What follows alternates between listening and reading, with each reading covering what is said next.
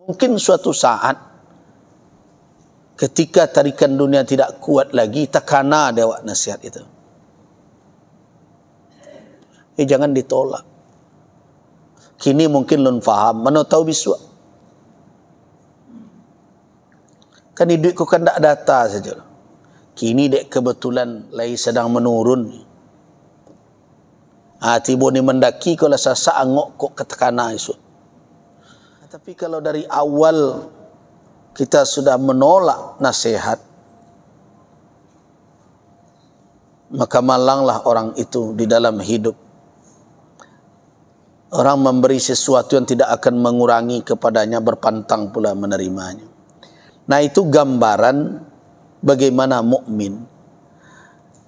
Jadi ini dijadikan sebagai pengantar pembahasan kita, supaya bapak-bapak dan ibu-ibu meyakini bahwa iman itu tidak hanya di dada saja, tapi berbuah.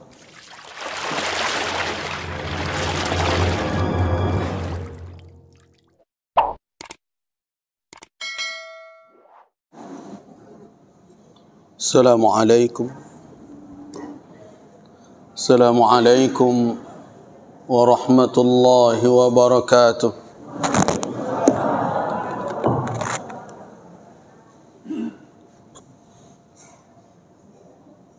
Alhamdulillahilladzi arsala rasulahu Muhammadan kafatan linnasi wa rahmatan lil alamin.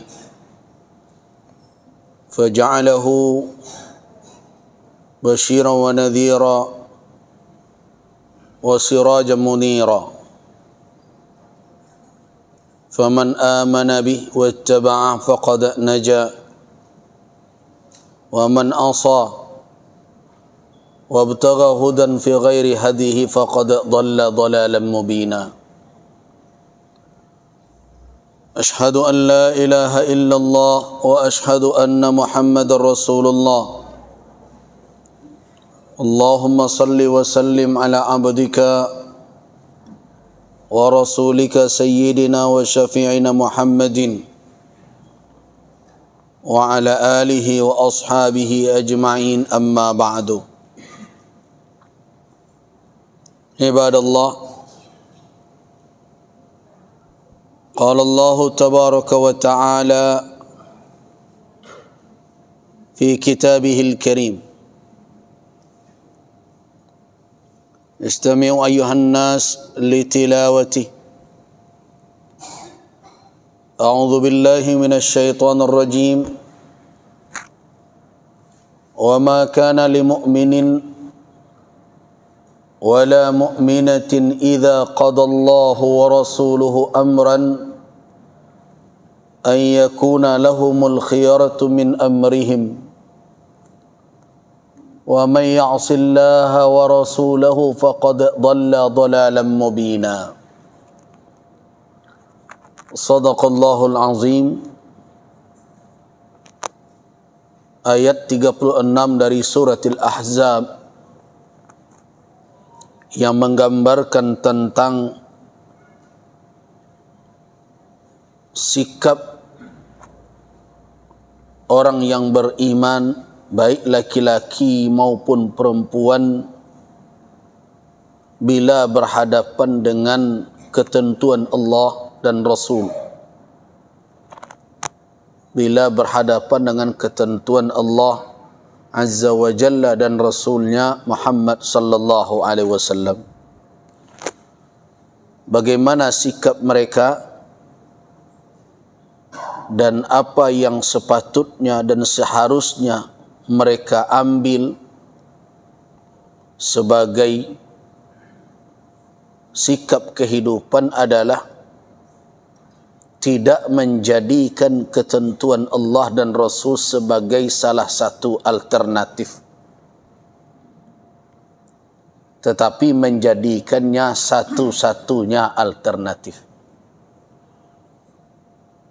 Itu kalau orang beriman.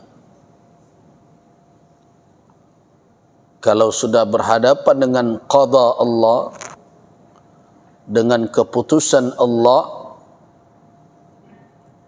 dan Rasul, tidak ada kata tapinya lagi. Selama ini kan kita sering mendengarkan orang berkata, kecek buya tu batu mah tapi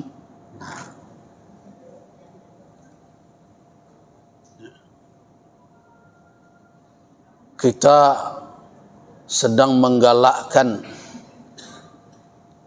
perekonomian Islam sebagai salah satu alternatif. Coba bayangkan. Perekonomian Islam itu adalah perekonomian yang pada prinsipnya bebas riba. Masa bebas riba itu salah satu alternatif? Berarti ada lagi alternatif riba, itu begitu jadinya.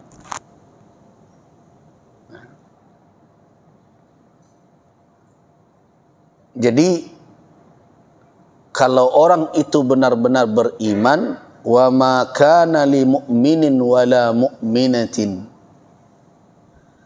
tiada hak, tidak ada hak bagi seorang laki-laki maupun perempuan beriman dia, idza qadallah wa rasuluh, apabila Allah dan Rasul telah memutuskan suatu hukum, suatu perkara, amran, ya, ayyakuna lahumul khiyarah, tidak ada hak sedikit pun ya, masih memiliki pilihan min amrihim, dari perkara mereka itu. Tidak ada pilihan lagi kalau keputusan Allah telah berlaku. Kalau Allah dan Rasul yang memutuskan apa sikap seorang mukmin dan mukminah, sami'na wa ata'na. Nah,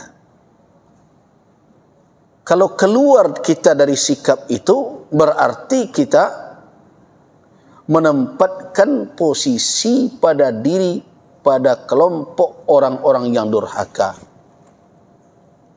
Itu makanya ayat itu ditutup oleh Allah, wa may ya'sillah, siapa saja yang mendurhakai Allah wa rasulah, dan rasulnya. Kenapa kalimat itu datang? Wa may ya'sillaha wa rasulah, untuk menjelaskan bahwa kalau tidak seperti yang dijelaskan oleh Allah Subhanahu wa taala pada penggalan awal dari ayat ini, kalau tidak begitu sikap kita, berarti kita masih memilih yang lain. Berarti orang yang memilih tidak mentaati qada Allah dan Rasulnya masuk ke mana? Masuk dalam kelompok usah, orang yang durhaka. Orang yang durhaka bagaimana akibatnya? Wa may ya'sillaha wa rasulah, dan siapa saja man, ini berlaku secara umum, siapa saja yang mendurhakai Allah dan Rasul, faqad dhalla, orang itu telah tersesat, dhalalam mubina, kesesatannya tidak perlu dipertanyakan lagi itu, tapi mubin, telah terbukti. Jadi kalau dhalalam mubina adalah kesesatan yang telah nyata, yang telah terbukti. Nah, perhatikan ayat ini.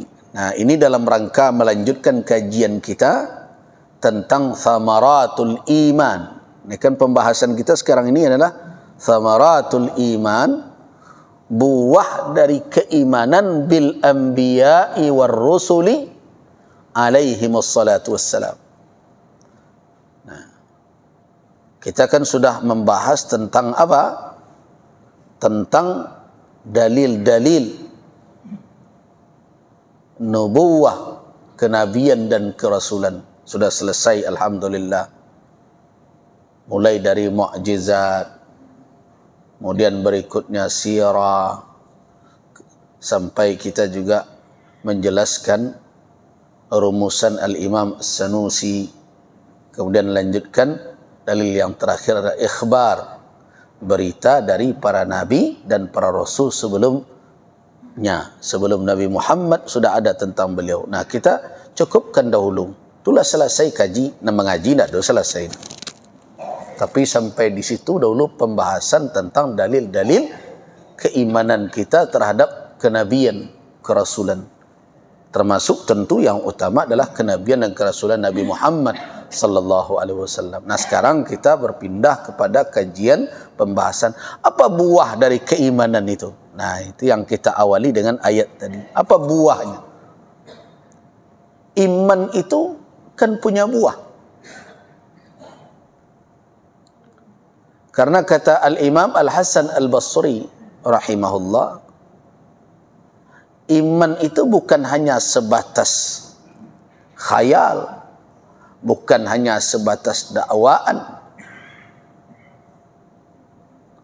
Iman itu dia bersinggasana, mengambil posisi di dalam kalbu, iya. Tetapi ingat, wa saddaqahu al-amalu, dibuktikan kebenarannya oleh apa? Oleh perbuatan.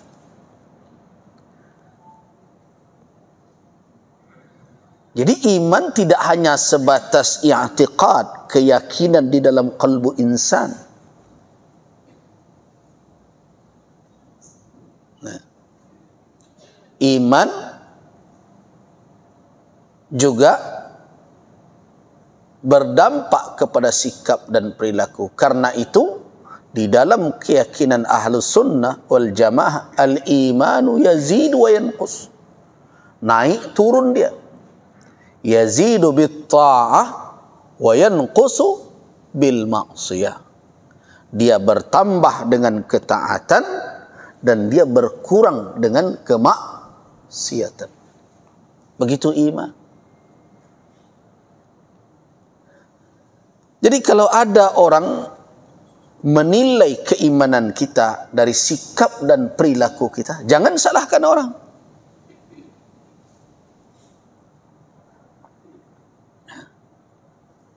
Hari ini banyak orang yang tersinggung ketika dinilai orang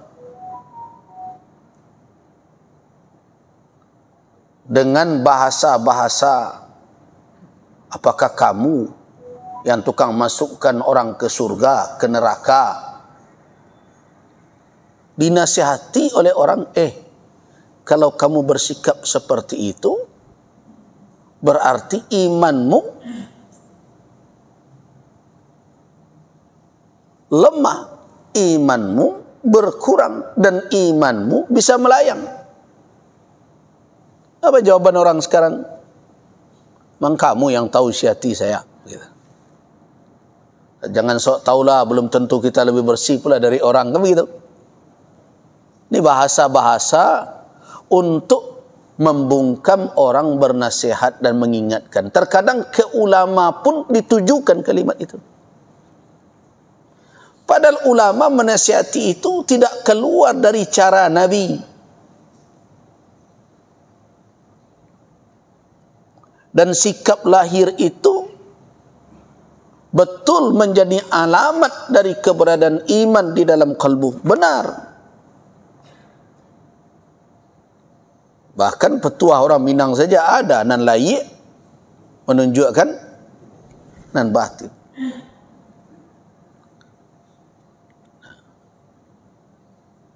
Rasul juga mengatakan demikian. Ketika orang berbuat maksiat, imannya melayang. Ingatkan hadis masyhur, la yazni zani hina yazni wa huwa mu'minun, wa la yasriku sariqu hina yasriqu wa huwa mu'min. Seorang yang berbuat zina tidak akan berzina ketika dia berzina itu ada iman di dalam diri. Ketika dia beriman, ketika dia berzina itu mukmin, la yazni, tidak akan berzina. Kata Rasul, Wala yasriqu syarik. Wala yasriqu sarik. As-sarik, pencuri, tidak akan mencuri hina yasriq, ketika dia mencuri itu mukmin. Wala yasrabul khamra, dan tidak orang akan meminum minuman keras. Hina yasrabu, ketika dia meminum itu mukmin, dia beriman. Artinya apa? Rasulullah sallallahu alaihi wasallam yang memustahilkan berhimpunnya antara iman dengan kemaksiatan. Tidak mungkin. Tidak akan berhimpun antara iman dengan maksiat.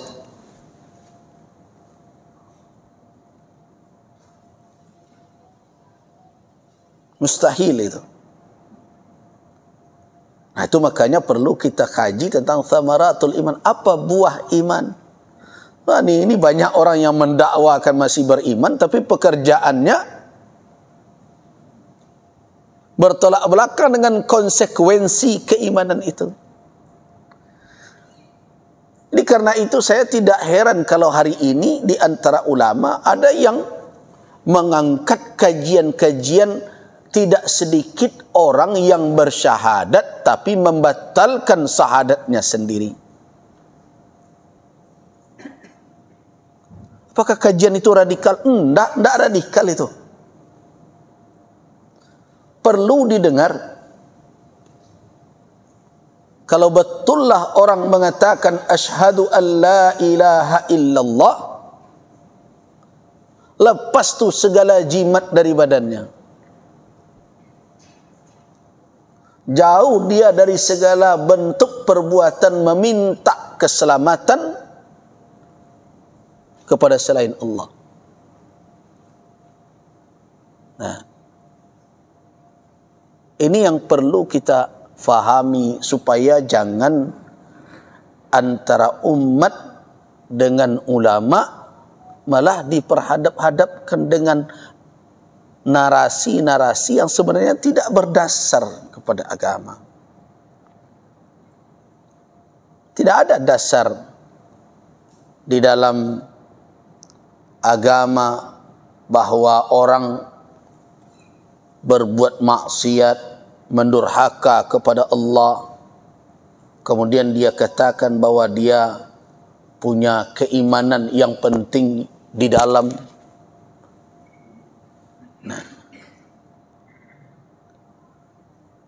Nah, karena itulah makanya membahas tentang buah keimanan itu sangat penting.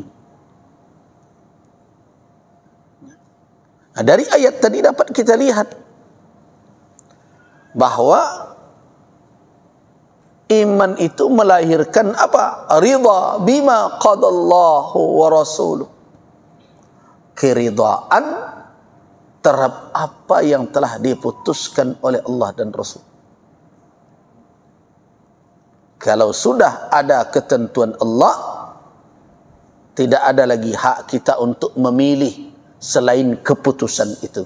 Jadi jangan jadikan qada Allah sebagai salah satu dari sekian pilihan. Itu bukan orang mukmin yang begitu.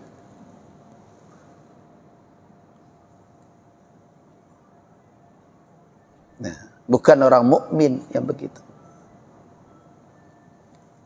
Orang mukmin tidak punya pilihan melainkan apa yang telah diputuskan oleh Allah. Nah, itulah yang ditunjukkan oleh Rasul dan diikuti secara konsisten oleh para sahabat. Nah, perhatikan ayat ini kalau kita lanjutkan. Ayat ini kan terkait dengan kisah tentang Zaid bin Harisah dengan Zainab binti Jahsy. Zaid bin Harisah radhiyallahu anhu adalah anak angkat Nabi dahulunya. Kalau saya katakan dahulunya, berarti itu di awal Islam, karena di masa jahiliyah boleh orang mengangkat anak. di sistem anak angkat itu menjadi tradisi dan budaya Arab di awal sebelum Islam. Tapi kemudian mengangkat anak itu dilarang di dalam Islam. Jadi kalau ada orang menuduh ajaran Islam itu adalah budaya Arab, itu salah satu bukti bahwa tuduhan itu tidak benar.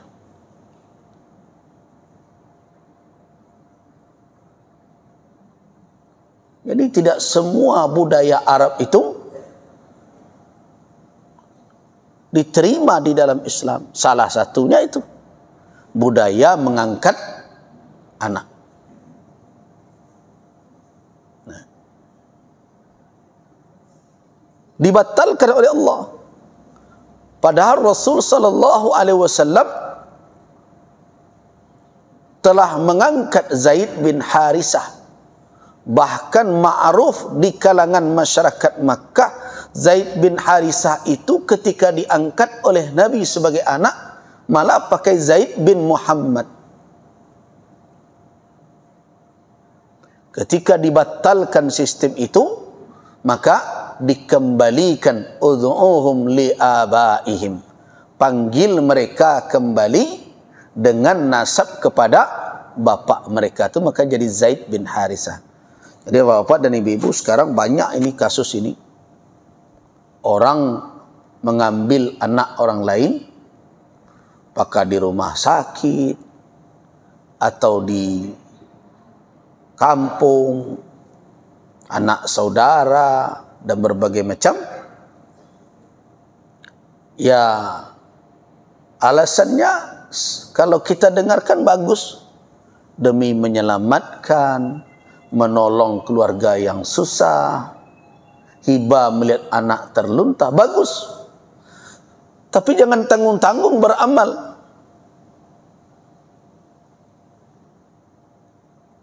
Jangan campuri niat yang baik itu dengan cara yang tidak benar. Akhirnya dibawa ke catatan sipil, kemudian dibuatlah dia bin kita, bin suami kita.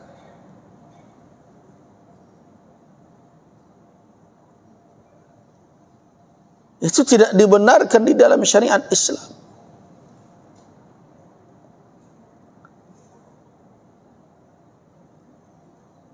Yang anak kita itu yang dari sulbi kita, ya bapak-bapak.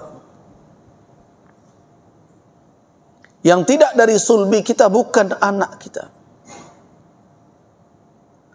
Itulah yang berhak untuk dinasabkan kepada kita. Begitu juga kita kalau mau bernasab, hanya berhak kita menasabkan diri kita kepada bapa kita yang darinya berasal zurriyat kita. Siapa saja yang menasabkan dirinya tidak kepada bapaknya, mal'unun, terlaknat di sisi Allah. Coba bayangkan kita yang memberi fasilitas orang mendustakan nasabnya.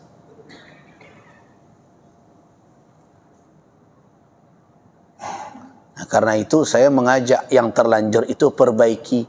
Kan berat memberitahu. Tidak ada yang berat kalau niat ingin islah, ingin memperbaiki. Kan kadang-kadang kita berbuat baik tanggung-tanggung. Ada penyebab ndak amu magi tahu bako itu. Beko ndak boleh gunonyo kawak lai, tahu nyo apa nyo. Tu ambo kecen, ko nak menolong tu nak berbisnis. Kalau memang lillah ndak ada. Awak mengharapkan itu, tapi yakinlah siapapun yang menanam kebaikan tidak akan menuai keburukan. Itu sunnatullah. Dan itu janji Allah di akhirat. May ya'mal mithqala dzarratin. Kenapa ayat tu? Cuma badak pakaian. Khair Yarah, pasti dilihat. Tapi kalau takut je kau tahunya orang gayanya. Lah bahasanya kawak daknya kamen awak dak dia cen awak mengadangkan orang dulu tahu nak pangah. Kalau betul lillah, serahkan kepada Allah. Sama awak mengadangkan anak awak ke bisnis je anak. Bara piti dan nabe dia yang dulu bara kelilipik dan dapik begitu. Tidak. Malah mencari anak senang saja, bahagia saja, rukunnya.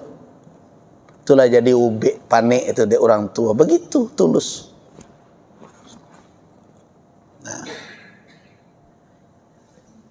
Nah ini ayat 36 itu jadi pengantar terhadap kisah Zaid radhiyallahu an dengan Zainab binti Jahsy. Karena sayangnya Nabi kepada Zaid, sayang Nabi kepada Zaid yang beliau asuh semenjak kecil, dewasa, seorang Zaid yang tentu tidak bisa disembunyikan, orang tahu asalnya adalah budak yang dibeli oleh Khadijah Ummul Mukminin radhiyallahu anha, dihadiahkan kepada suaminya, dimerdekakan oleh suaminya dan dijadikan anak. Nah setelah dewasa, orang tidak lupa bahwa dia Zaid bin Harithah. Apalagi setelah sistem anak angkat dibatalkan. Dan Nabi ingin tetap Zaid ini senantiasa mendapatkan kasih sayang beliau. Itu yang dikatakan oleh Allah, wa idh taqulu lilladzi an'ama Allahu alaihi wa an'amta alaihi. Tatkala engkau berkata kepada orang yang telah dicurahkan nikmat oleh Allah kepadanya dan engkau telah memberikan pula nikmat. Apa nikmat diberikan oleh Nabi? Kasih sayang, perhatian. Nah di antara nikmat itu, di antara bentuk kasih sayang Nabi kepada Zaid, ini saya ceritakan sedikit, tapi jangan lupa ya, kaji kita bukan ini nih. Nah, ini menunjukkan bagaimana buah dari keimanan itu ta'ah. Nah, salah satu nanti kita temukan dalam samarat, buah dari keimanan kepada Nabi itu adalah ta'at, bukan durhaka. Nah, salah satu bentuk nikmat yang diberikan oleh Nabi kepada Zaid bin Harithah radhiyallahu anhu, kasih sayang beliau adalah beliau nikahkan dengan wanita yang secara status sosial kemasyarakatan sebenarnya tidak sekufu antara Zaid dengan wanita itu. Tidak sekufu. Kan wanita itu mestinya kan dinikahkan dengan kufu kan. Jadi kalau laki-laki diberi hak untuk memilih, di dalam hadis tunkahul mar'atu, wanita dinikahi karena 4 alasan, ya kan? Lidiniha walinasabiha, ada yang mengatakan linasabiha walimaliha walijamaliha walidiniha. Ada 4. Karena nasabnya, karena hartanya, karena kecantikannya, dan karena agamanya. Fadhfar bidzatid din. Dan pilihlah yang beragama. Kalau pilih yang memiliki agama bukan berarti tidak memilih yang lain. Pilih yang lain, tapi yang utama adalah yang beragama. Kalau berhadapan antara yang lain dengan yang beragama didahulukan. Jadi berarti tidak perlu lo cari narencak dulu ya. Carilah narencak. Nang kayu salahnya kau dapat. Oh nang keturunan orang hebat, yuk kok lain dapat rancak malah. Cuma kalau tidak agamanya, yang 3 itu tidak bernilai. Nah, itu kan laki-laki tu. Nang kami nak berdusibah kafa'ah. Jadi jangan dikatakan orang kan hari ini mencoba mencari-cari celah untuk menyerang Islam. Oh, berarti Islam ini bias gender, ini diskriminasi macam-macam ya. Laki-laki saja punya hak. Memang kami pedusi mana? Pedusi punya pula standar kafaah, kufu. Dan wanita ketika menolak dinikahkan dengan laki-laki yang tidak sekufu dengannya, maka yunzar fiha, akan dilihat nanti oleh pengadilan. Termasuk juga wanita yang menikah saja tanpa seizin walinya, tapi dinikahkan oleh wali yang lain bukan tanpa wali, maka akan dilihat oleh pengadilan, oleh hakim, apakah alasan wali tidak menikahkan itu diterima dalam syarak atau tidak. Kalau diterima alasan tidak menikahkan, maka nanti ada hak pilih bagaimana nanti yang akan diputuskan oleh wali, akan merestuinya atau akan meminta fasah padanya. Atau bisa juga wali tidak beralasan sebenarnya tidak menikahkan. Nah, bisa jadi wali yang ditetapkan sebagai wali adal namanya, wali yang enggan. Nah, berarti pernikahan yang wanita tadi dengan wali yang lain bisa saja ditetapkan sah oleh pengadilan. Tapi nanda ado tu kawin nanda bawali, atau wali jadi-jadian. Tu banyak tu orang yang kawin lari model itu. Ngambil sekawan jadi wali bagai. Nah, pailo kangku kali swasta yang tak punya kewenangan. Ini haram hukumnya. Banyak orang bertanya, hukum kawin lari biar bokecian sedang duduk selelok kawin kau tak selesai dah. Lari dulu lain. Kawin lari itu biasanya tidak memenuhi persyaratan, tidak ada walinya. Dan ingat, petugas pemerintah dari KUA tidak ada bisa mengambil alih hak wali begitu saja. Hati-hati ini, tak bisa dipakai NIP awak, jabatan awak mengambil alih begitu saja hak orang tua. Cuma orang tua yang punya kewenangan. Nah, tapi orang tua diberi panduan untuk menikahkan yang wanita, anaknya atau orang yang di dalam kewaliannya dengan al-akfa, akifa, orang yang sekufu. Orang yang sekufu. Nah, yang terjadi adalah Rasulullah karena sayangnya, dan memang Zaid bin Harisah sudah menjadi orang yang merdeka, yang sebelumnya budak kemudian dimerdekakan, tapi dinikahkan dengan seorang wanita yang terpandang. Siapa itu? Anak bibi Nabi, Zainab, dinikahkan. Anak bibi berarti cucu dari Abu Talib. Dan kita tahu kedudukan Bani Hashim di tengah masyarakat Quraisy. Nah, dinikahkan. Rupanya rumah tangga ini tidak berjalan dengan harmonis. Nah, tidak berjalan harmonis. Mungkin perbedaan-perbedaan antar mereka membuat rumah tangga ini tidak langgeng. Nah, ketika masalah keretakan hubungan rumah tangga ini sampai kepada Nabi, apa nasihat Nabi kepada Zaid?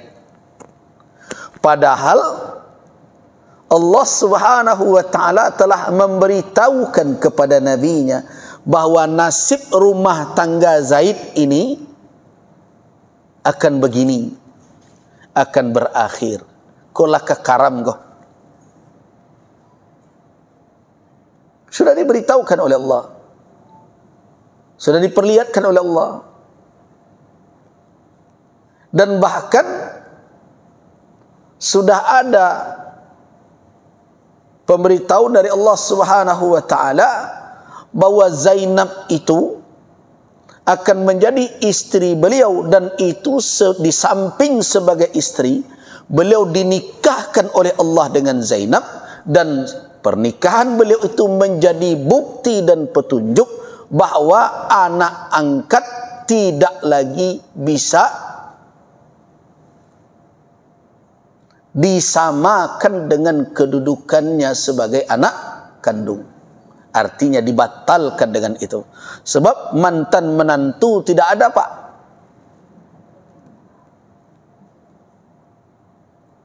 Nah, menantu tetap menantu. Ketika menantu ini bercerai jo anak awak, lai ko jadi wanita asingnya bagi awak? Enggak. Kalau sudah dinikahi oleh anak laki-laki kita, bapak-bapak ini ingat, maka istrinya itu walaupun sudah talak 3 sekalipun, tidak halal untuk kita selamanya. Ibu-ibu juga begitu. Suami anak kita walaupun bercerai dengan anak kita, apakah boleh menikah dengan kita? Tidak boleh. Jadi hubungan menantu dengan mertua setelah pernikahan itu menjadi apa? Setelah pernikahan dengan anak menjadi mahram abadi. Ingat itu. Itu mahram selamanya. Berbeda dengan saudara. Suami saudara perempuan dari ibu-ibu itu mahram muakkad namanya. Mahram sementara. Sementaranya jurusan nak awak, jo kakak awak, jo adik awak. Kalau tidak lainnya, kalau awak tidak bersuami, boleh tidaknya nikah jo awak? Boleh. Di Minang namanya tu silih lapiak, ganti lapiak namanya. Nah gitu.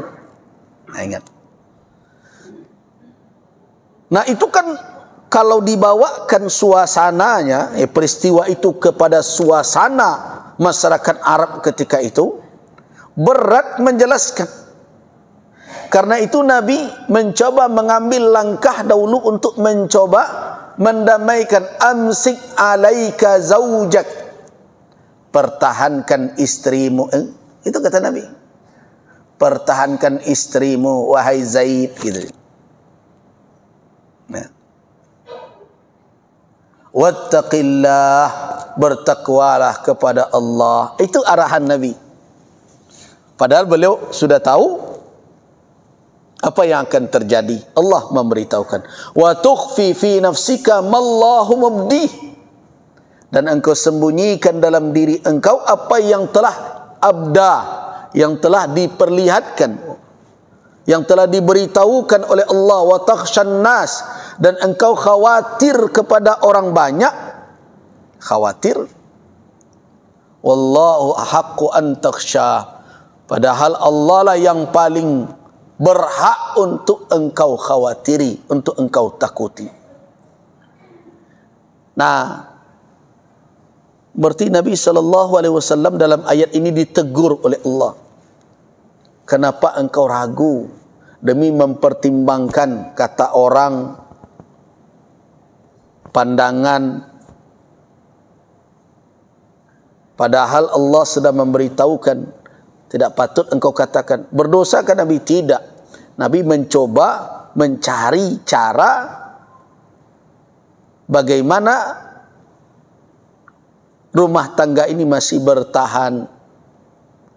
Tetapi keputusan Allah telah berlalu, telah diberitahukan oleh Allah kepada Rasulullah sallallahu alaihi wasallam. Nah, ketika sudah berlaku qada Allah itu secara real, nyata, perintah datang. Falamma qada Zaidun minha watara. Nah, tatkala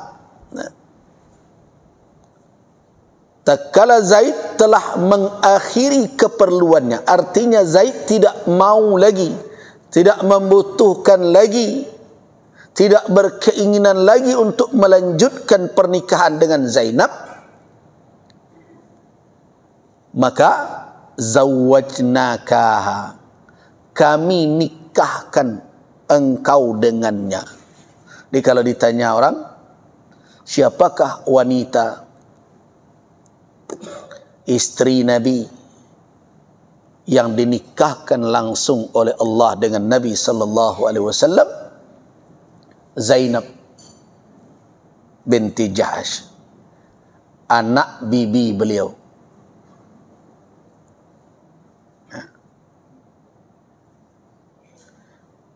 Di kalau dipikir-pikir, Zainab sebenarnya adalah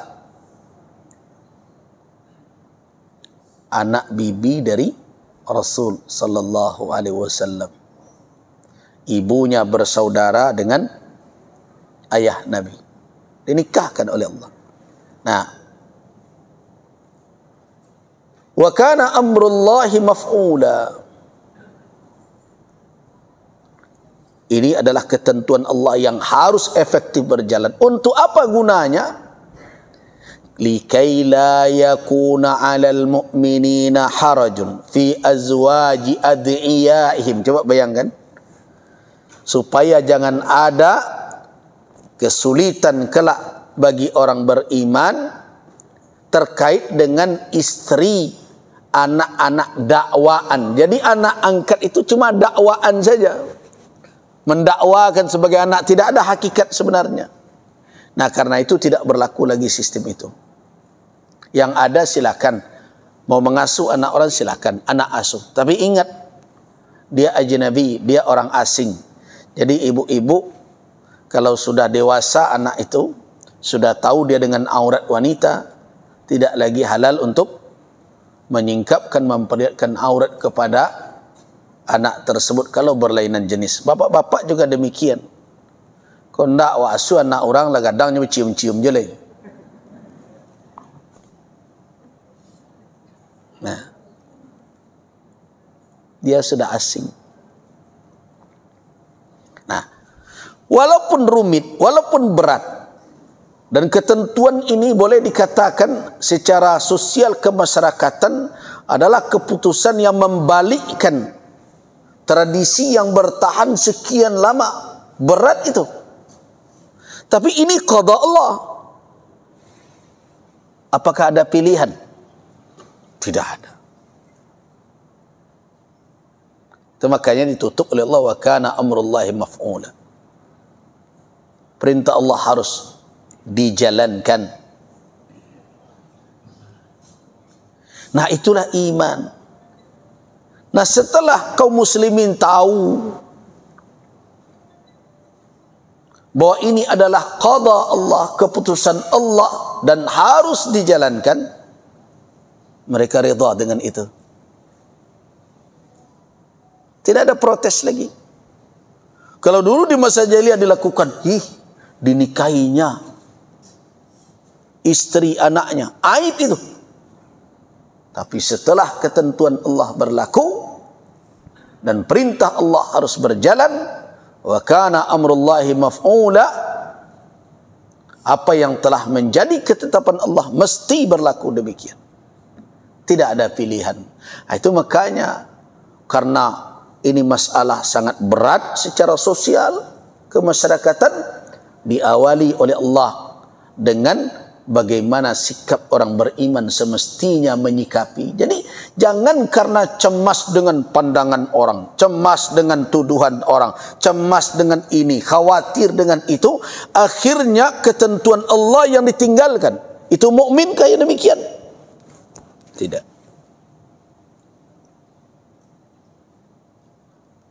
Orang beriman baik laki-laki maupun perempuan apabila Allah dan Rasul telah memutuskan suatu perkara, tidak ada lagi hak bagi mereka untuk memiliki pilihan apapun selain ketentuan Allah itu. Kalau dia ambil pilihan yang lain, durhaka dia kepada Allah dan Rasul. Orang yang durhaka kepada Allah dan Rasul, apa namanya? Benarkah jalan itu? Tidak, itu kesesatan. Ini kalau dinyatakan oleh ulama, kamu tersesat karena meninggalkan petunjuk Rasul, kamu tersesat karena meninggalkan petunjuk Allah, ajan dijawab lo urusan sasi ada sasi Allah nan tahu jan satu lo wa lain. Nah.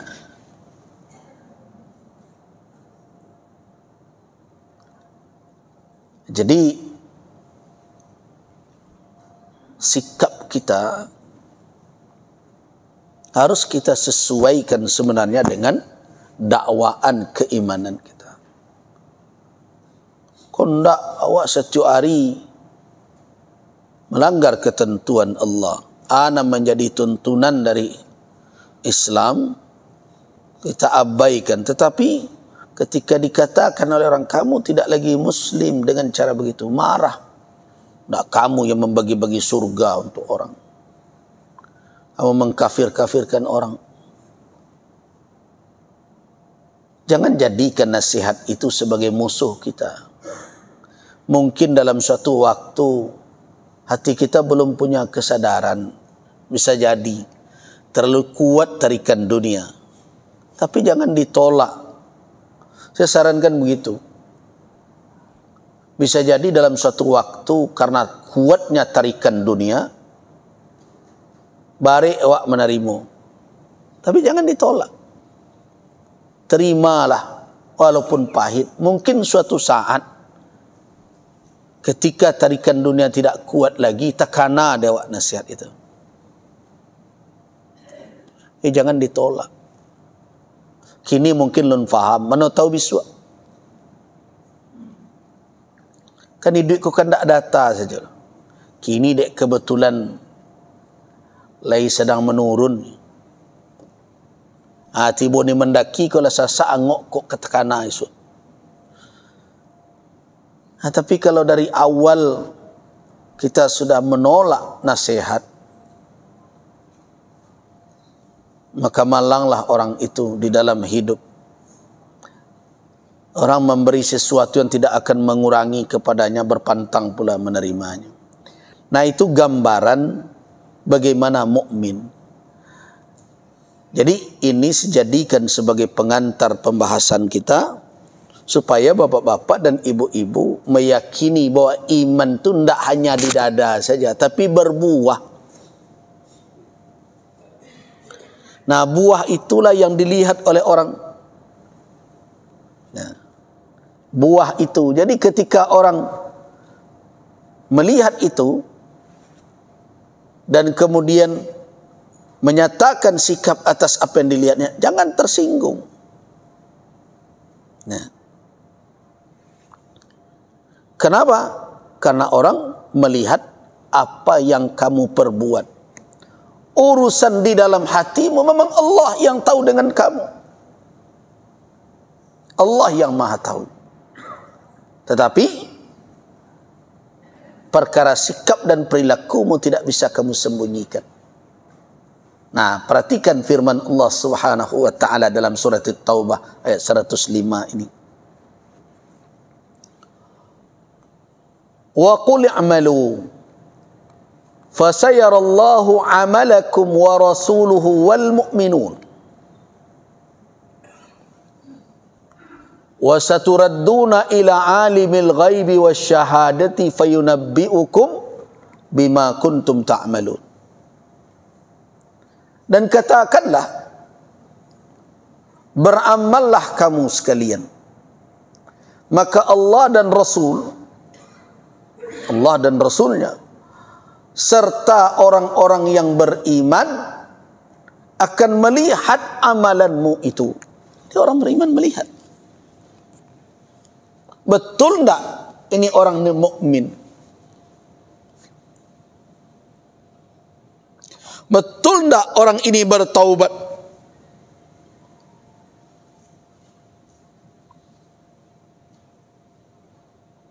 Jadi jangan kita beragama merasa bahwa kita saja yang tahu dengan Allah. Tidak, ada bahagian yang Allah Subhanahu wa taala yang tidak memberi ruang kepada manusia untuk mengetahui hakikatnya. Ada. Tapi ada agama ini yang diberikan oleh Allah alamat, tanda-tandanya. Sama dengan salat. Salat makbul atau tidak makbul, Allah yang tahu. Tapi sah dan tidak sahnya diberikan oleh Allah ketentuan-ketentuan yang bisa dilihat oleh manusia. Di atas itulah orang yang alim meletakkan hukum ini sah. Nah, kalau makbulnya kita berhusnuzzan, makbul. Tapi dengan catatan penuhi dahulu ketentuan-ketentuan amalan itu. Jadi tidak benar kalau ada orang mengajarkan urusan beragama, agama itu hanya urusan kita dengan Allah, orang lain tidak bisa tahu-tahu. Itu tidak benar itu.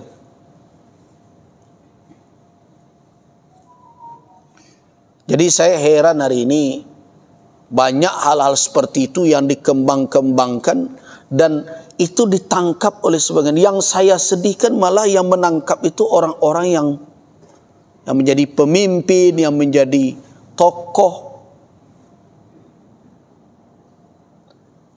Ada hal-hal yang memang Allah Subhanahu wa taala menutup jalan bagi kita untuk sampai kepada hakikat. Kiamat kapan datang? Kita tidak tahu. Rasul ditanya tentang kapan kiamat. Apa jawaban Nabi? Yang bertanya Jibril, yang ditanya Muhammad Habibullah sallallahu alaihi wasallam, Rasulullah khatamul anbiya wal mursalin. Apa jawaban Nabi kepada Jibril? Wa mal mas'ul bi'a'lama minas sa'il. Yang ditanya tidak lebih tahu dari yang menanya.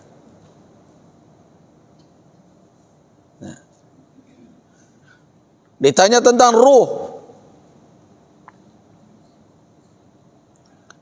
Orang-orang Quraisy ketika kehilangan akal berhadapan dengan Rasul, manguk keluar badan. Minta nasihat ke orang Yahudi di Madinah. Baca roh menghadapi Muhammad kau. Nah, datanglah utusan ke Madinah. Bertanya kepada para pendeta Yahudi. Ada orang yang mengaku jadi Nabi begini. Kami sudah kehilangan akal, bagaimana cara menghadapinya? Bagaimana kami tahu hakikat orang ini sebenarnya? Apa kata pendeta Yahudi? Sudahlah, tanyakan 3 perkara kepadanya. Kalau dia tahu itu, kalau dia jawab, nabilah dia. Kalau tidak, dia mendakwakan diri. Dia bohong berarti. Nah itu, kalau orang berbicara tentang surat Al-Kahfi akan bertemu cerita itu sebagai sababun nuzulnya. Tanyakan satu tentang pemuda yang bersembunyi di dalam gua. Yang kedua, tanyakan tentang seseorang yang berjalan dari timur ke barat, yang membawa kedamaian. Yang ketiga, tanyakan tentang ruh. Kan begitu? Yang dua dijawab, dijelaskan oleh Rasul. Makanya ada kisah Ashabul Kahfi di dalam Al-Quran. Kemudian laki-laki yang membawa kedamaian berjalan dari timur ke barat. Siapa itu? Dzulkarnain. Dzulkarnain yang dimaksud oleh Al-Quran bukan Alexander the Great. Itu yang terus saya ingatkan. Tambo kita itu kan mengkait-kaitkan diri kita dengan turunan kita dengan Alexander yang agung. Nah, kemudian dikait-kaitkan pula dengan Dzulkarnain yang ada dalam Al-Quran. Kemudian kita tambah jadi Iskandar Dzulkarnain. Kan itu? Kapan pula Al-Quran mengatakan namanya Iskandar? Kemudian karakter orang ini berbeda. Dzulkarnain dalam Al-Quran membawa salam, membawa damai. Alexander the Great, Raja Makedonia itu kerajaannya berparang saja dari timur ke barat.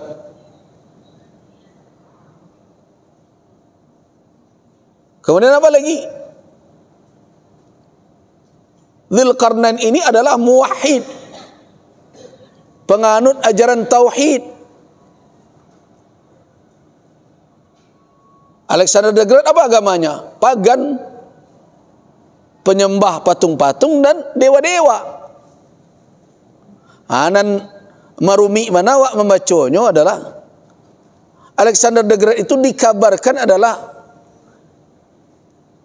orang yang berkarakter jeruk makan jeruk.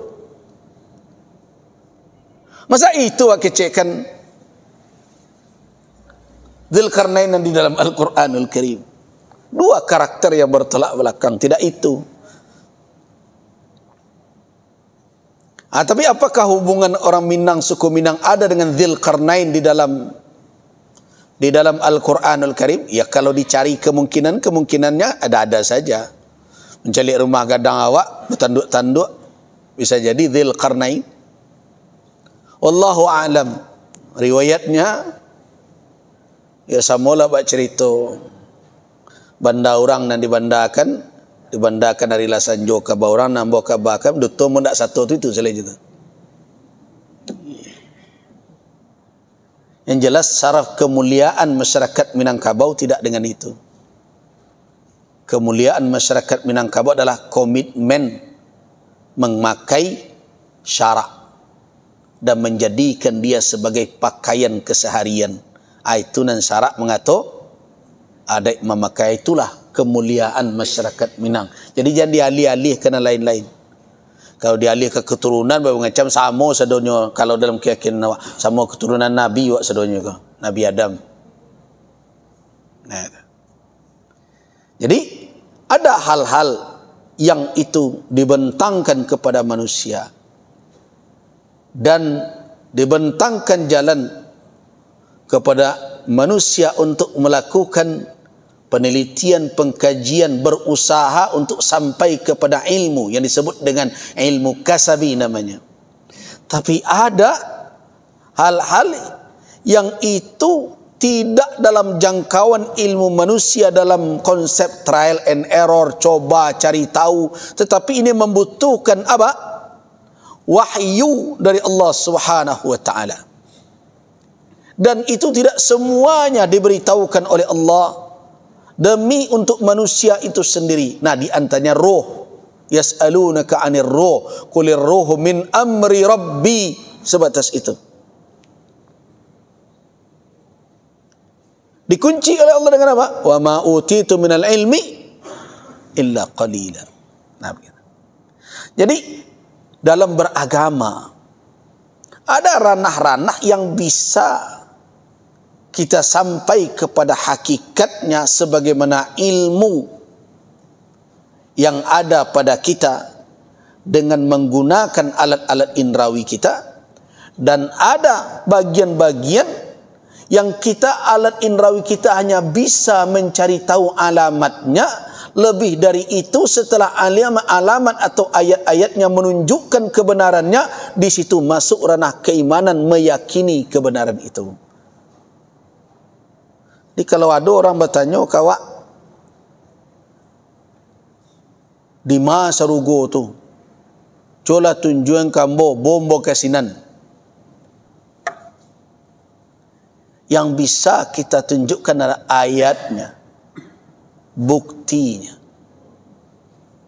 bukan hakikatnya. Jadi petunjuknya itu yang menjadi bukti keberadaannya.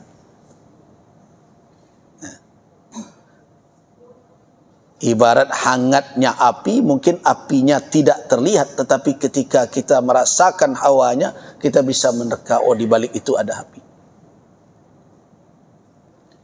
Nah, ayat-ayat seperti itulah yang bisa dijangkau oleh manusia. Nah, jadi dengan demikian ada hal yang manusia memang tidak diberikan kewenangan untuk menjangkau itu. Di antaranya adalah iman yang ada dalam kalbu, benar. Tapi Allah Subhanahu wa taala memberikan alamatul iman. Nah, alamat iman itu yang bisa dilihat oleh manusia. Dan di atas ilmu itulah manusia meletakkan ketentuan-ketentuan hukum atas diri kita kalau kita mukmin. Itu makanya kenapa orang ketika masuk Islam mesti bersyahadat. Tidak cukup dia imani saja dalam hatinya, yang saja sudah itu. Ya sudah, kalau demikian Anda tidak bisa dikatakan muslim. Oh, Anda kan tidak tahu iman saya. Yo, kami meletakkan hukum atas kami tahu. Kalau Anda mau dikatakan muslim, nyatakanlah. Nah,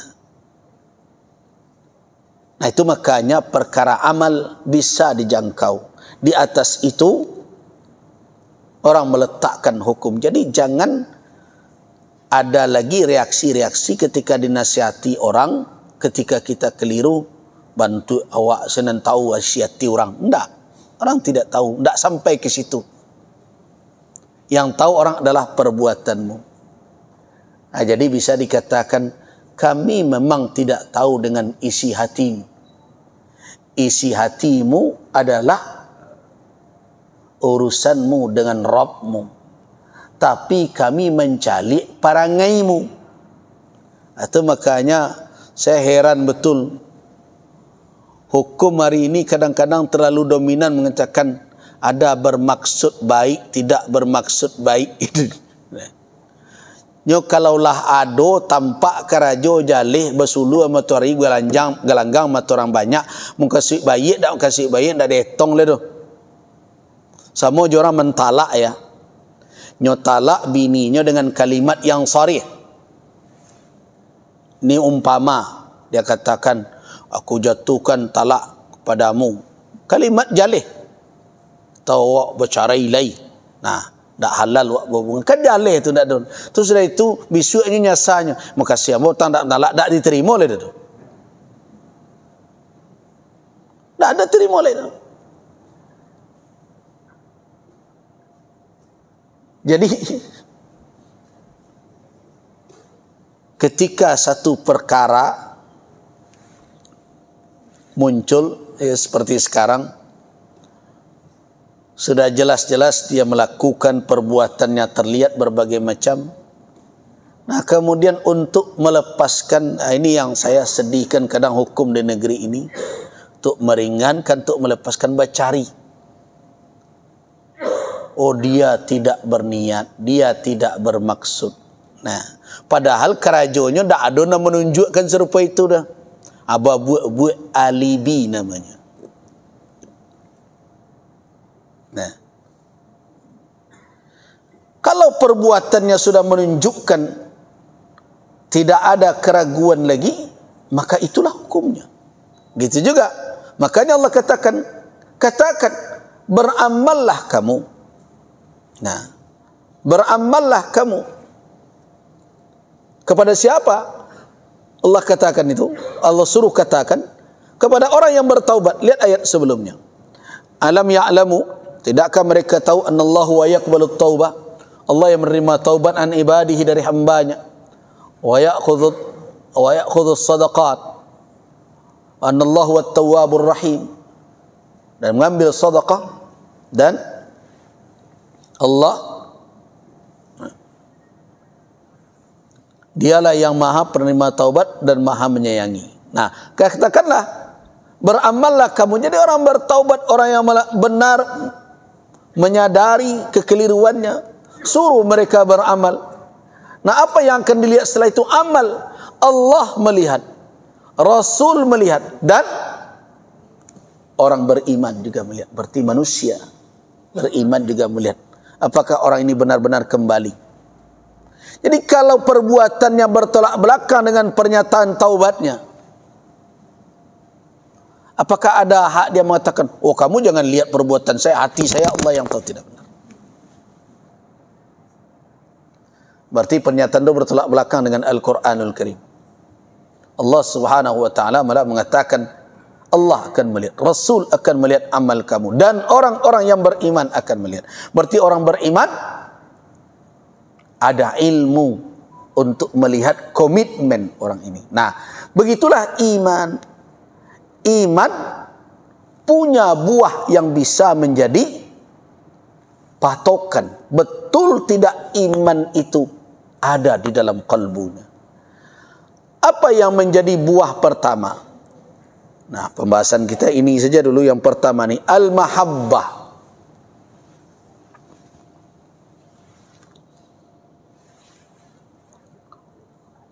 Yaitu kasih sayang, kecintaan kepada Nabi. Nanti tentu kita akan berkata lagi, cinta itu kan urusan kalbu. Iya. Cinta, benci, itu urusan kalbu. Tetapi tidak sampai di situ saja. Kebenaran cinta di dalam hati itu akan bisa terlihat alamatnya pada zahir. Jadi bagi orang yang ingin mencari tahu apakah imannya kepada Nabi telah berbuah dengan kasih sayang, kecintaan kepada Nabi, iya dan tidaknya bisa dia ukur dengan apa? Dengan tanda. Nah, mari kita katakan dulu, apa itu al-mahabbah? Apa yang disebut dengan al-mahabbah? Banyak definisi yang diberikan oleh ulama tentang al-mahabbah.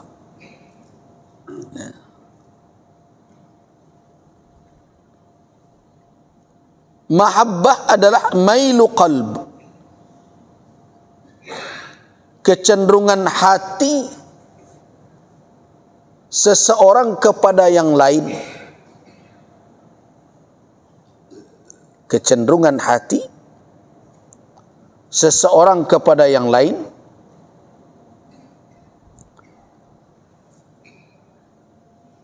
kecenderungan itu yatajalla. Jadi yatajalla itu terekspresi, terlihat, muncul dalam bentuk isaruhu. Dalam bentuk isar, apa mana isar?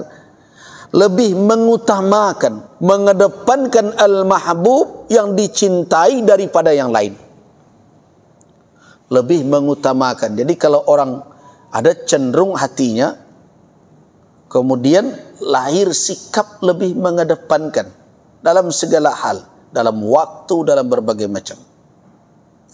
Namun orang mengalah dek karena itu.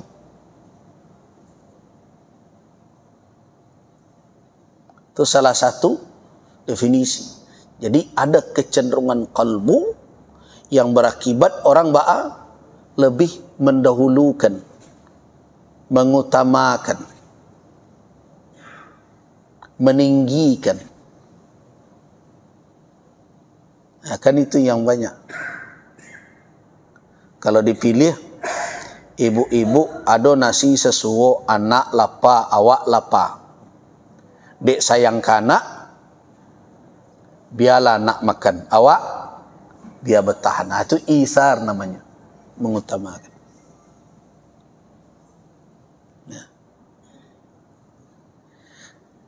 Nah, kalau dibawakan kepada Rasulullah, apakah seorang muslim, seorang mukmin mesti mencintai Rasul? Iya. Apa hukumnya? Wajib. Jadi mencintai Rasulullah bukan sunnah hukumnya, tapi wajib. Karena tidak akan sempurna keimanan tanpanya.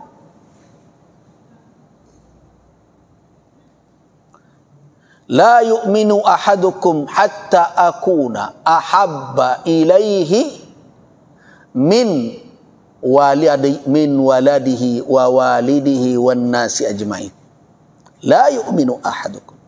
Tidak beriman seseorang kamu sampai aku menjadi ahabba ilaihi, lebih dicintainya, min waladihi, dibandingkan dengan anaknya, wa walidihi, dan orang tuanya, wan nasi ajmain.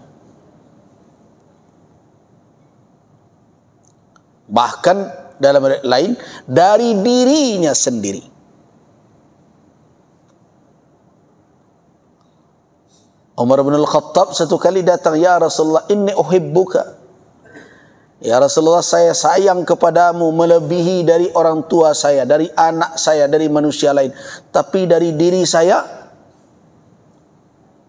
nah, la ya Umar, tidak bisa. Kata Nabi, tidak bisa. Tidak boleh pakai tapi begitu. Tidak ya Umar, engkau harus lebih mencintai dibandingkan dirimu sendiri. Kata Nabi. Apa kata Umar? Al-an ya Rasulullah, sekarang baru saya tahu, saya lebih mencintai engkau dari diriku sendiri.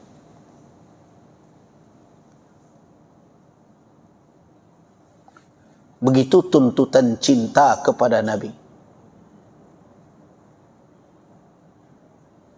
Jadi dua cinta yang wajib, yang harus kita wujudkan dalam kehidupan. Kita usahakan dari hari ke hari hendaknya bertambah, jangan berkurang. Cinta kepada Allah, cinta kepada Rasul. Karena cinta itu akan membawa kita kepada keselamatan di hari yang tiada lagi keselamatan melainkan dari Allah Subhanahu wa taala. Makanya ada orang Badui, Arabi, orang Badui datang kepada Nabi. Orang itu ya biasa. Ini kalau kita berbicara tentang orang Badui Arab, mereka ini adalah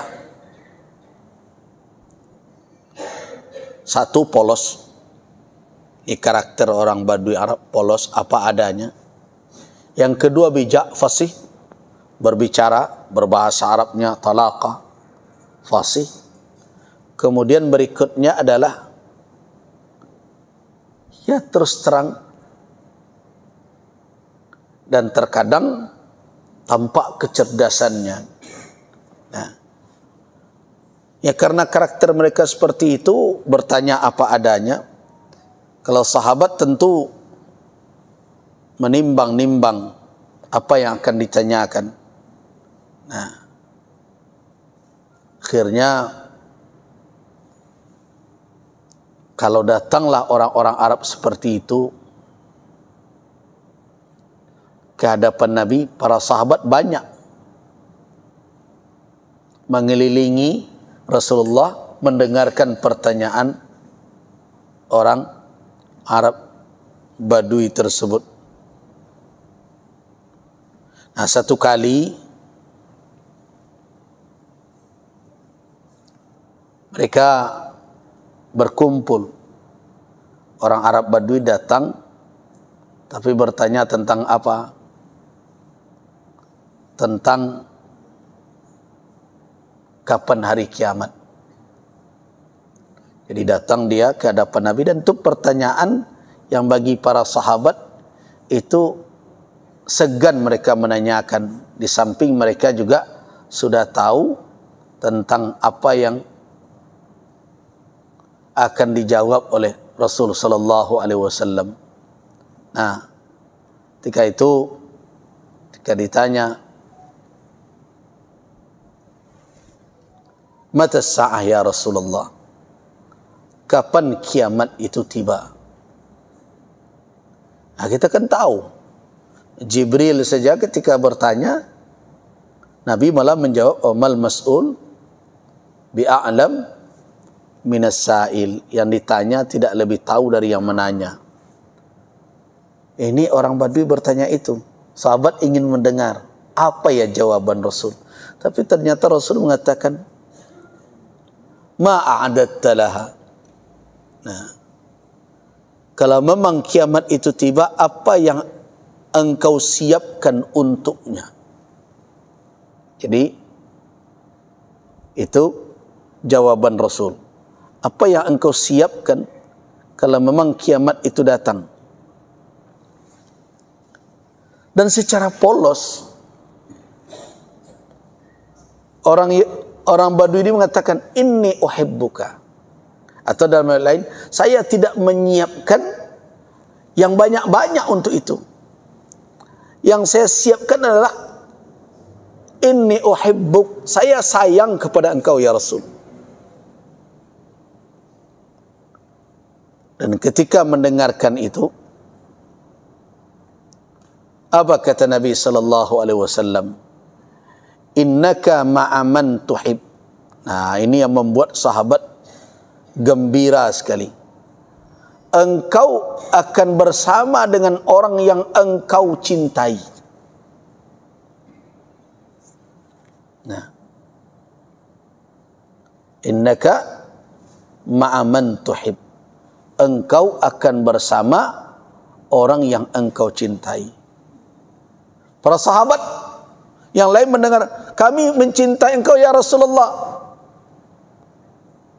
Apa kata Rasul? Ya. Artinya apa? Kecintaan kepada Rasul tidak hanya akan berdampak secara duniawi, tetapi dampak cinta itu akan langgeng sampai ke akhirat, sehingga orang yang mencintai itu akan bersama dengan Rasulullah sallallahu alaihi wasallam. Dan ingat, di hari itu tiada bendera kemenangan melainkan hanya di tangan Nabi. Siapa yang tidak berada dalam barisan beliau dan tidak tergabung di dalam pimpinan beliau di bawah bendera beliau, tidak akan selamat. Nah, jangankan kita, para nabi yang lain pun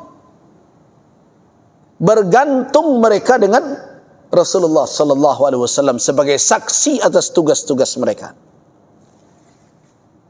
Jangankan kita umat yang lain, para nabi lain akan diminta pertanggungjawaban atas tugas mereka. Apakah mereka benar-benar telah menjalankan? Karena bisa saja umatnya berhadapan dengan para nabi tersebut. Nah, siapa yang diminta sebagai saksi bahawa para nabi itu telah menjalankan tugas? Rasulullah sallallahu alaihi wasallam. Perhatikan firman Allah Subhanahu wa taala dalam surat An-Nisa ayat 41. Fakaifa idza ji'na min kulli ummatin bi syahidin wa ji'na bika ala haula'i syahida. Bagaimana apabila kami datangkan dari setiap umat itu ada saksinya dan kami jadikan engkau sebagai saksi atas mereka itu? Rasulullah.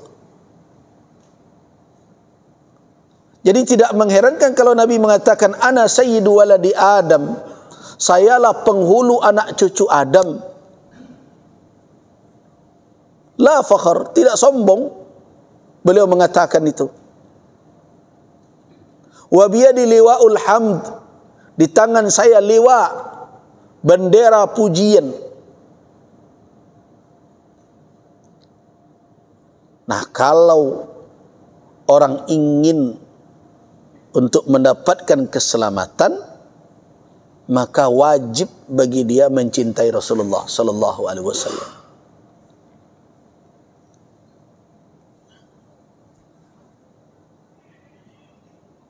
Nah, apa yang menyebabkan kecintaan itu ada? Muncul iman tadi. Di iman itu yang membuat munculnya buah mahabbah.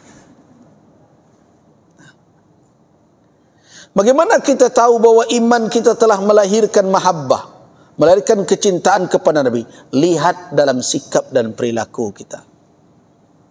Bagaimana sikap orang yang mencintai? Nah,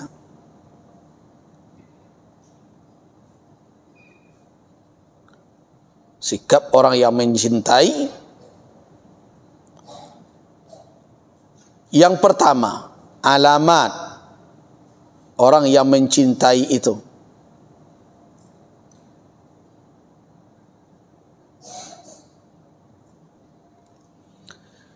Nusratuhu fi hayatihi wa nusratu sunnatihi ba'da mautihi. Itu yang pertama.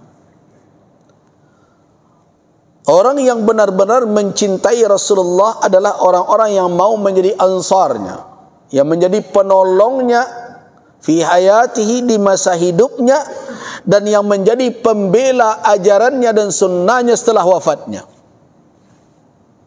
Itu alamat mahabbah pertama.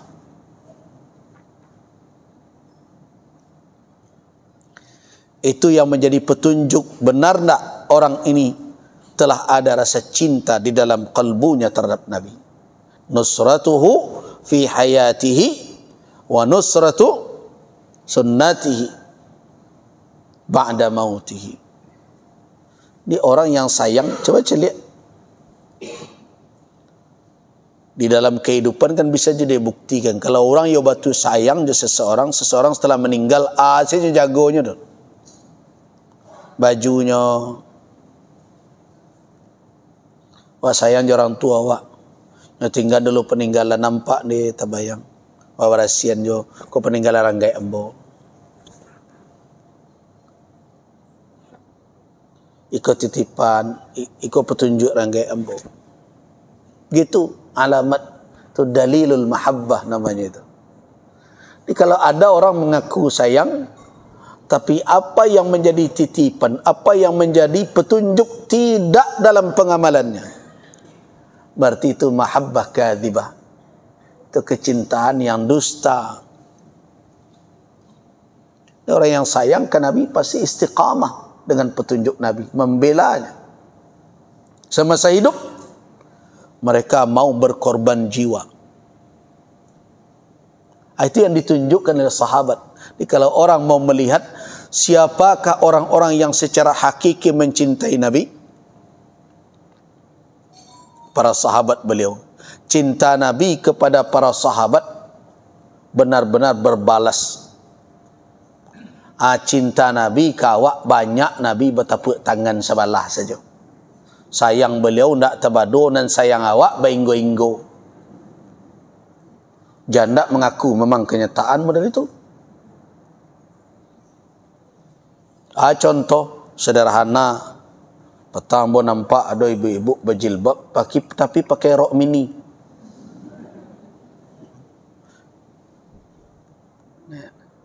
Jilbab lai tapi nan rok sampai buah lutut stek. Orang yang betul-betul cinta kepada Rasul mau berkorban apa saja demi yang dicintainya semasa hidupnya, apa saja. Kalau tidak tu gombal namanya tu. Sama jo anak muda. Bulan ke dia ambil ke dia agen nyon.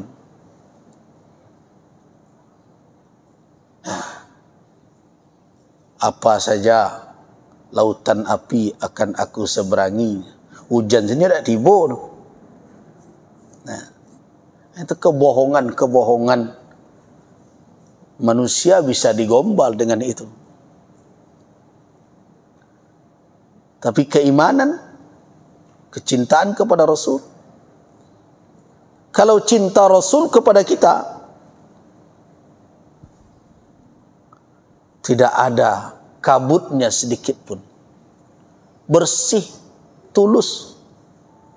Bahkan Nabi rindu bertemu jawab.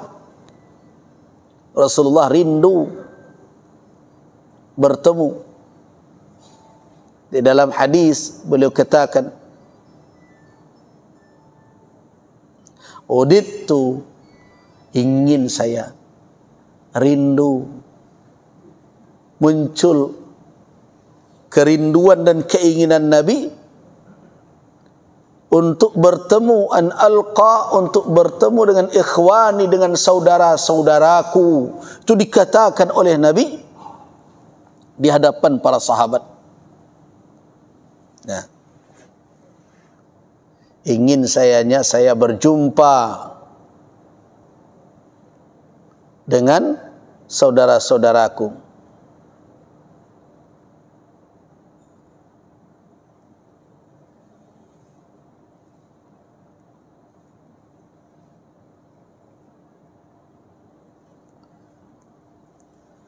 Apa kata para sahabat ketika mendengarkan itu?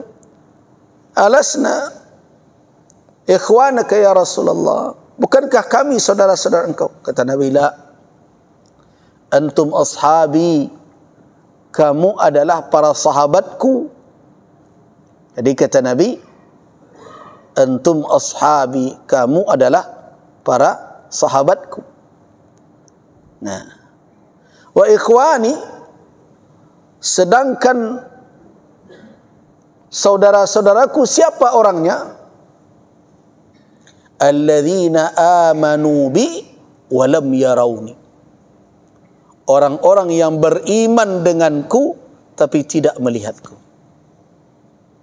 Ya kita, alhamdulillah, kalau benar iman itu ada dalam kalbu, kita dirindukan oleh Nabi. Di masa hidup beliau, mata, kapan saya berjumpa dengan saudara-saudaraku? Mata alqa ikhwani, wudittu, ingin aku berjumpa dengan saudara-saudaraku. Para sahabat berkata, alasna ikhwanak, bukankah kami saudara engkau? Kata Nabi, qala bala, benar, tapi bukan engkau. Antum ashabi, kamu sekalian adalah sahabat-sahabatku.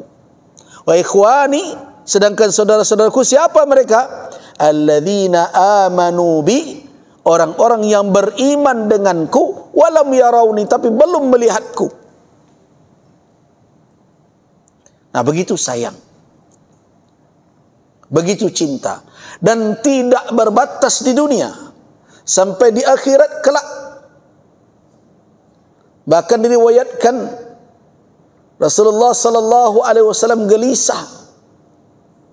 Walaupun orang sudah masuk surga, beliau sudah diberikan tempat yang terhormat, tiada yang lebih tinggi dari itu, tapi beliau tersungkur sujud menghibah kepada Allah. Siapa? Ummati, umatku.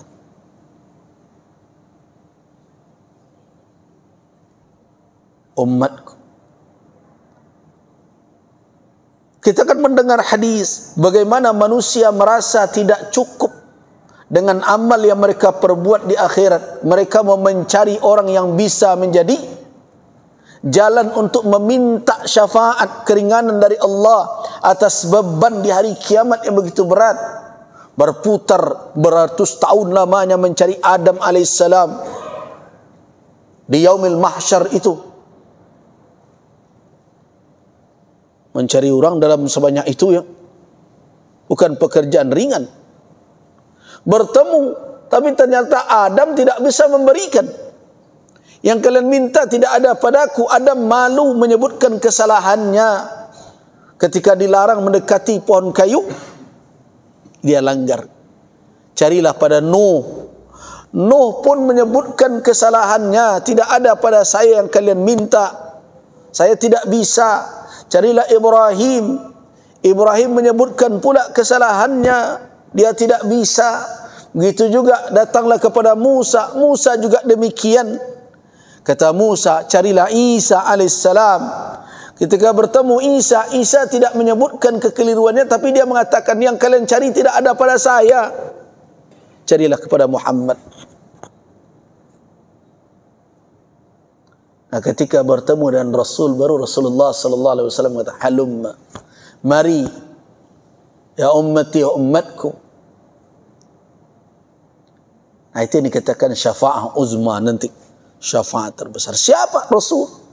Kecintaan Rasul tidak berbatas. Kecintaan kita berhingga-hingga. Tiba deko alai ko Nabi go. Tiba di situ cerita Nabi tinggal saja leh. Artinya saya katakan cinta Nabi kepada umat hari ini seperti bertepuk sebelah tangan. Jangan lama-lama seperti ini, cepatlah kita sadari. Tirulah para sahabat. Rasulullah mencintai mereka dengan tulus dan mereka berikan kepada Rasul seutuh-utuhnya apa yang menjadi hak Rasulullah. Sampai nyawa pun mereka korbankan. Laki-laki dan perempuan. Coba bayangkan. Ketika seorang wanita menunggu di gerbang kota Madinah. Di saat pasukan kembali dari perang Uhud, mereka sudah mendapat berita kekalahan yang diderita karena tidak patuhnya pasukan pemanah di atas bukit Jabal Ainain, namanya Jabalul Ainain, Bukit Ainain. Mereka turun tanpa perintah Rasul. Akhirnya berguguranlah para sahabat. Seorang wanita ketika diberitahu di mana Rasulullah, orang mengatakan, "Bu, anakmu gugur." Dia katakan apa? "Inna lillahi wa inna ilaihi raji'un." Rasulullah bagaimana? "Bu, anakmu yang satu lagi gugur juga. Inna lillahi wa inna ilaihi raji'un." Rasulullah bagaimana? "Bu, suami bu gugur pula." Dia katakan, "Inna lillahi wa inna ilaihi raji'un." Bapak ibu gugur juga. Inna lillahi wa inna ilaihi raji'un. Tapi pertanyaannya satu saja. Rasulullah bagaimana? Rasulullah sehat. Rasulullah baik. Mana beliau? Perlihatkan saya kepadanya. Dibawa ke hadapan Rasul. Ini Rasul. Apa kata wanita itu? "Ya Rasulullah, hanan alayyal musibah." Ya Rasulullah, ringan terasa musibah apapun yang menimpaku selama engkau selamat. Begitu kecintaan. Ringan beban ditinggalkan oleh siapapun selama Rasul selamat. Nah, kalau kecintaan para sahabat yang laki-laki, coba lihat. Orang Ansar. Ketika dalam peperangan Uhud, 9 orang sahabat cuma yang berada di sekitar Nabi. Yang lain sudah kocar-kacir kemana-mana. 9. 2 dari Muhajirin, Talhah dan Sa'ad. 7 dari Ansar. Apa kata orang Ansar yang 7 orang ini kepada saudaranya yang 2 orang dari Muhajirin? Mereka ingat bahwa mereka bersumpah dahulu berbayat akan membela Nabi seperti membela diri mereka sendiri. Kata orang Ansar tadi kepada 2 Muhajirin, "Ibqaya, kalian tetaplah bersama Rasul, dampingi beliau. Biarlah kami yang menghadapi gelombang serangan Quraisy itu." Bayangkan satu persatu berguguran. 7 orang ini syahid semua. Tidak ada yang surut. Nah, kita tidak dituntut sekarang, kondisi sekarang tidak seperti itu tuntutan kecintaan kita kepada Nabi. Hanya mengikuti petunjuk beliau, mengamalkan sunnah beliau, menyayangi yang beliau sayangi, menjaga apa yang beliau wariskan kepada kita. Itu barik juga tu. Itu mengaku lo sayang. Itu menganggap lo dirilah melahirkan, lah punya iman yang melahirkan buah mahabbah, kasih sayang. Cobalah renung-renungkan itu. Mudah-mudahan bisa kita tingkatkan keimanan dan kecintaan kita. Kita cukupkanlah dahulu sampai di sini, baru satu yang bisa kita bicarakan, dan insyaallah pada pertemuan yang akan datang kita lanjutkan. Waffaqanallahu wa iyyakum lima yuhibbuhu wa yarda. Wabillahi taufiq wal hidayah. Wassalamualaikum warahmatullahi wabarakatuh.